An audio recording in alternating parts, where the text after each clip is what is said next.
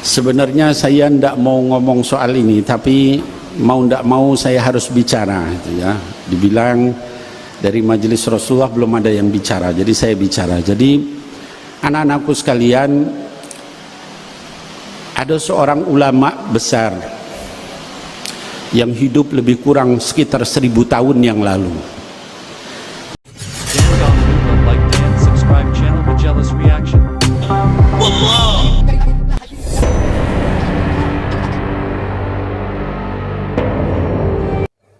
Baik, assalamualaikum warahmatullahi wabarakatuh. Sahabat Majelis Reaction yang dimanapun Anda berada, semoga sahabat semuanya dalam keadaan sehat walafiat. Baik, telah kita saksikan sama-sama cuplikan dari video ini, yang mana video ini adalah video yang sedang viral, dan supaya kita tidak gagal paham, marilah kita sama-sama untuk menyimak video lengkapnya. Silahkan. Sebenarnya saya tidak mau ngomong soal ini, tapi mau tidak mau saya harus bicara, gitu ya. Dibilang dari majelis Rasulullah belum ada yang bicara, jadi saya bicara. Jadi anak-anakku sekalian, ada seorang ulama besar yang hidup lebih kurang sekitar 1000 tahun yang lalu, yaitu Al-Imam Ahmad bin Isa, atau dikenal dengan Al-Imam Ahmad Al-Muhajir, atau dikenal dengan Al-Muhajir ilallah. Beliau itu lahir sekitar tahun 260 atau 265 Hijrah dan wafat sekitar tahun 345 Hijrah. Kalau sekarang 1445 berarti sudah lebih dari 1000 tahun yang lalu. Akhlak ulama 1000 tahun yang lalu itu jauh dengan orang-orang saat ini. Ibadah mereka, waraknya mereka, zuhudnya mereka, khusyuknya mereka, takutnya mereka sama Allah Subhanahu wa ta'ala itu jauh-jauh dengan apa yang kita alami saat ini di zaman ini, jauh sekali.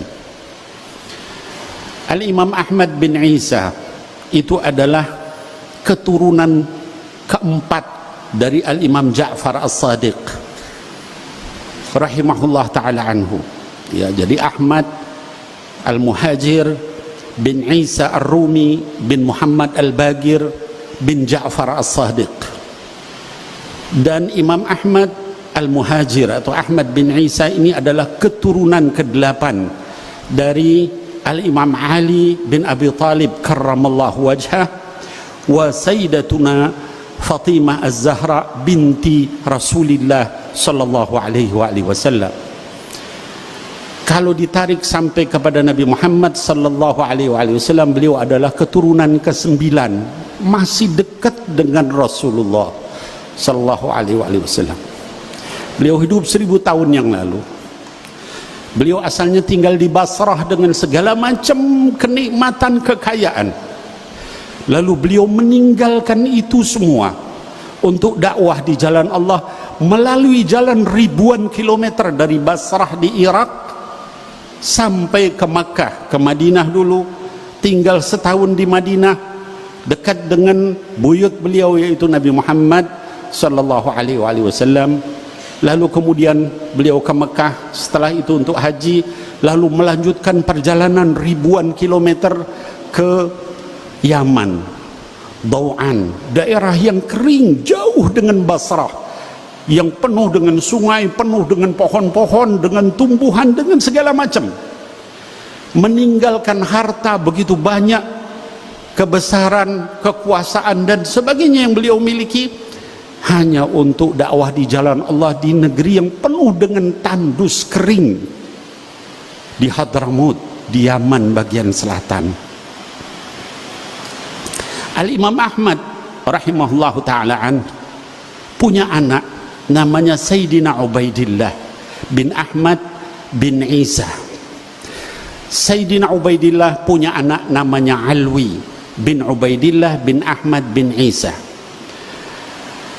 Sayyidina Ubaidillah ini menurunkan banyak sekali aulia dan ulama. Salah satunya adalah Al-Imam Umar bin Abdurrahman Al-Attas yang ratibnya dibaca hampir di seluruh dunia. Orang membaca Ratibul Attas itu adalah keturunan dari Al-Imam Ahmad Al-Muhajir rahimahullah ta'ala anhu. Kemudian juga ada Al-Imam Abdullah bin Alawi Al-Haddad yang kitabnya Nasaihud Diniyah wal Wasaya Imaniyah, Adab Suluk Al-Murid dipelajari di seluruh pesantren, bukan hanya di Indonesia, sampai ke berbagai negara. Ulama-ulama besar. Kemudian dari para ulama-ulama besar ini, nasabnya diakui oleh juga ulama-ulama besar. Sekali berimam Al-Imam Ibnu Hajar Al-Haytami, ahli fikih, ahli hadith, ahli tazkiyatun nafas, fatwanya dipegang di dalam madhab Imam Syafi'i, yang mensahihkan nasab dari Al-Imam Ubaidillah bin Ahmad Al-Muhajir yang anaknya adalah Alwi. Itu disahihkan nasabnya oleh Imam Ibnu Hajar Al-Haytami, disahihkan juga oleh Al-Hafiz As-Sakhawi. Al-Hafiz As-Sakhawi ini adalah ahli hadis. Kalau kita di sekarang orang dibilang hafiz hadis, paling hafiz berapa hadis? Antum ada yang hafiz 10 hadis, 20 hadis, mungkin 40 hadis, Al-Arba'in An-Nawawi. Insyaallah kalau di majelis Rasulullah sudah hafal semua Al-Arba'in An-Nawawi insyaallah. Amin. 40 hadis Riyadhus Shalihin mungkin antum hafal.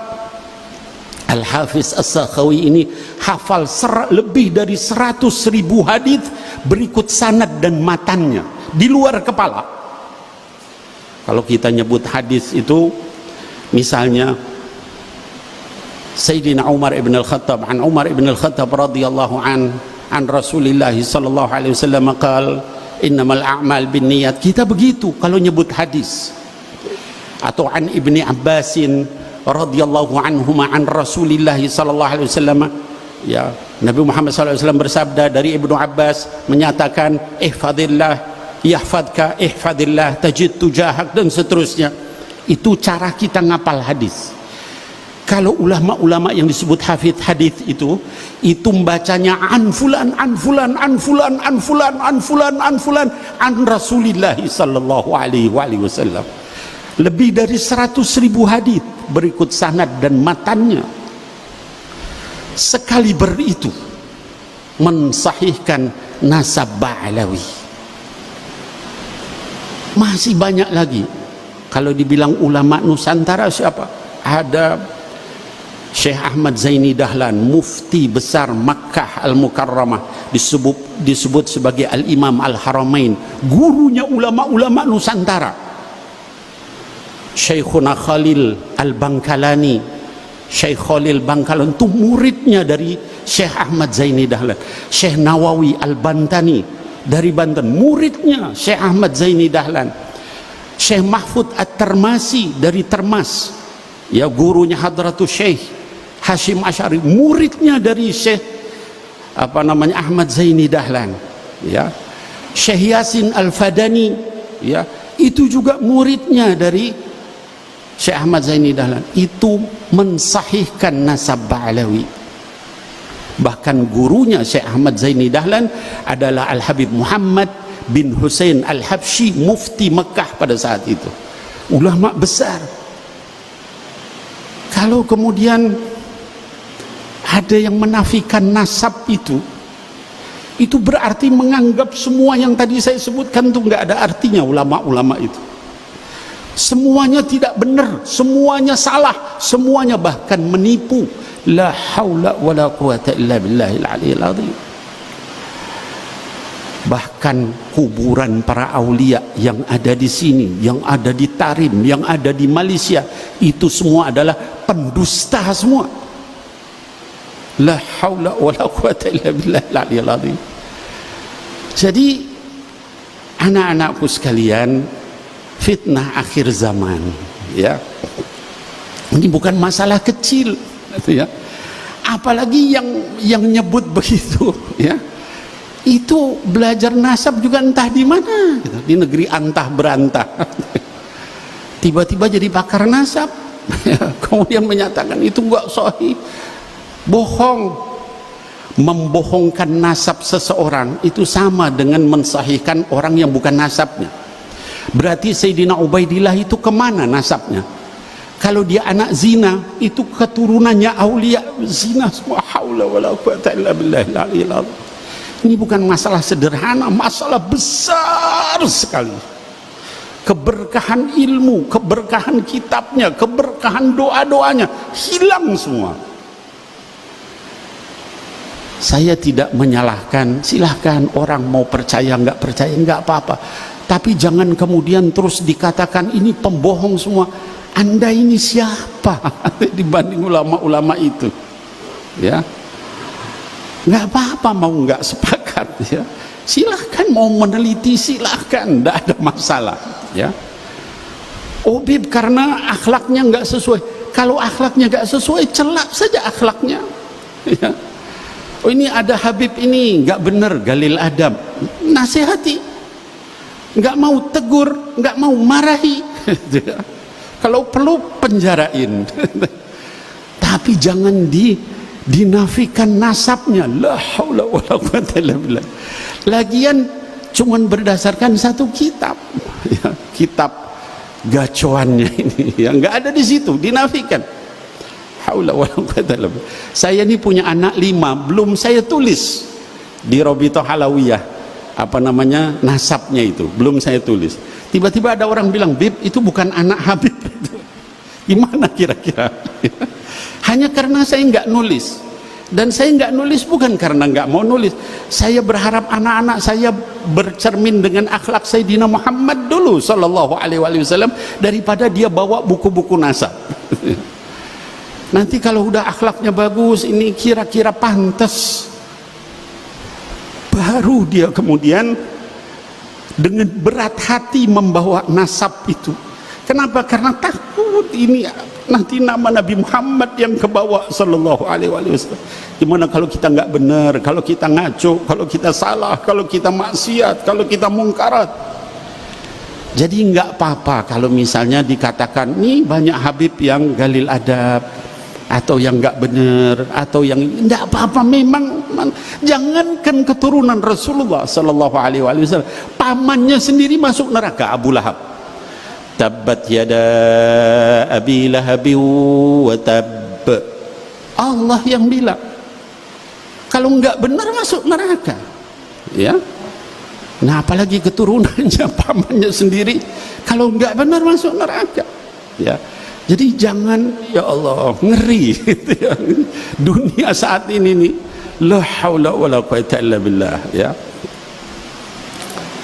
Nah, anak-anakku sekalian, hadirin wal hadirat, kami di majelis Rasulullah ini seringkali orang bilang, Bib, itu kan masalah kecil, biarin. Masalah ini bukan masalah kecil, ya. Masalah kehormatan ulama-ulama besar. Ya. Yang diremehkan, dilecehkan, ya. Majelis kita, majelis Rasulullah ini ngajarin akhlak, adab dengan baik-baik. Kiai Syamsul ini ulama kita di PWNU itu susah payah ngajak orang supaya berakhlak baik. Tapi mereka ini, haula ini ngajarin orang untuk benci, gitu ya. Nyaci maki orang lain. La haula wala quwata illa billah. Saya ini anak-anakku sekalian, alhamdulillah dengan izin Allah, sampai umur saya sekarang 57 tahun, hampir 60. Saya rasanya belum pernah nyaci maki orang dengan nama binatang. Tapi sekarang di Instagram saya, di Facebook saya, orang menyatakan, hei keturunan anjing, hei keturunan babi, kata begitu. La haula wala quwata illa billah. Saya sih tidak masalah dibegitukan, alhamdulillah. Apa taghfir adzunub tarfa' derajat, ya, diampuni dosa-dosa saya, diangkat derajat. Tapi itu kalau ada yang begitu langsung saya hapus, saya blokir. Kenapa? Takutnya jamaah yang marah, bukan saya gitu. Terus jadi konflik horizontal, ini menyebarkan kebencian kemana-mana, ya. Sampai anak buahnya segitunya. Kalaupun kita ada seorang koruptor ya, ngemaling uang negara berapa triliun, pantas nggak kalau kita bilang, hei keturunan babi kamu atau anjing? Dia kan punya bapak, punya nenek, punya kakek. La haula wala quwata illa billah. Koruptor, pencuri, pemabok aja nggak pantas dibilang keturunan babi, keturunan anjing. Ini mereka begitu ya. Saya pribadi alhamdulillah ya, ini pahala yang nggak mengandung ria, tidak ditunggu-tunggu, datang sendiri ngampunin saya, alhamdulillah, alhamdulillah. Tapi yang saya takut itu nggak semuanya bisa begitu ya. Ada orang yang dibilang keturunan babi marah ya. Kalau nanti dibacok jadi apa? Kan jadi kacau ini ya. Terus kemudian dilaporkan, ini pembohong Robito ya. Mau dilaporkan ke polisi. Berarti ini bukan orang ikhlas mencari ilmu ini ya. Memang ada pesanan di belakang itu untuk menghancurkan umat Islam ya. Jadi ala kulli hal, ini akhir zaman. Saya ini sebenarnya nggak mau ngomong begini gitu ya. Udahlah biarin saya bilang. Tapi orang pada bilang, Bib, kenapa di majelis Rasulullah nggak dijelasin soal begini? Ya, saya nyampaikan begini juga nanti diputar lagi sama mereka itu ya, dibulak-balik ya. Jadi saran saya nggak usah didengerin yang begitu. Itu ngotorin hati, nyakitin hati. Bandingkan ulama 1000 tahun yang lalu dengan sekarang. Mereka difitnah, mereka pembohong. La haula wala quwata illa billah. Orang di zaman itu tuh kalau misalnya dia nemu sorban di jalan nggak berani dia ambil, dia cari sampai ketemu orangnya walaupun bertahun-tahun. Itu orang zaman itu. Dibilang malsu nasab. La haula wala quwata illa billah. Wa ulama yang tadi saya sebutkan segitu banyak, berarti semuanya bahlul gitu. Nggak ngerti nasab. Haji. Dan nasab Ba'alawi itu disahihkan oleh semua lembaga nasab di dunia kecuali mereka ini ya. Tiba-tiba nongol aja, ngol kayak ongol-ongol terus wah mengkader segala macam. Dari mana itu uangnya bisa mengkader begitu ya, sebarkan di televisi di mana ya. Yang jadi korban bukan habaib aja. Ini Kiai Syamsul jadi korban juga beliau ya. Bahkan Rois Am PBNU Kiai Miftahul Akhyar dicaci maki sama mereka ya. Kemudian juga Gus Yahya ketum PBNU dicaci maki, ganti katanya ya. Ini khawarij yang begini ini ya. Jadi anak-anakku sekalian, jangan didengarkan, jangan diikuti ya. Fitnah akhir zaman. Kita lebih taslim kepada para ulama-ulama yang menghafal itu sampai lebih dari 100.000 hadis itu betul-betul mereka mutqin, bukan hafidul Quran, hafidul hadis, lebih dari 100.000 hadis ya. Ulama-ulama Nusantara yang sejak dulu yang luar biasa keilmuannya ya, dibanding orang yang ya begitulah ya. Kita doakan mudah-mudahan mereka dapat hidayah, amin ya Allah ya rabbal alamin, diberikan taufik oleh Allah subhanahu wa ta'ala, amin ya Allah ya rabbal alamin. Jangan dibalas dengan keburukan, kita doakan semoga mereka mendapatkan taufik wal hidayah oleh Allah subhanahu wa ta'ala, amin ya Allah ya rabbal alamin. Hadirin wal hadirat, kita masih ada tamu juga, masih ada Ustadz Ridha. Nah, kita berikan kesempatan, saya nggak panjang lebar. Wal afu minkum, billahi taufiq wal hidayah. Assalamualaikum warahmatullahi wabarakatuh. Baik sahabat Majelis Reaction, sudah kita simak video lengkap, mudah-mudahan bermanfaat bagi kita semua dan menjadi wawasan bagi kita. Jangan lupa dukung terus channel kami, di like dan di subscribe. Terima kasih. Sekian. Wassalamualaikum warahmatullahi wabarakatuh.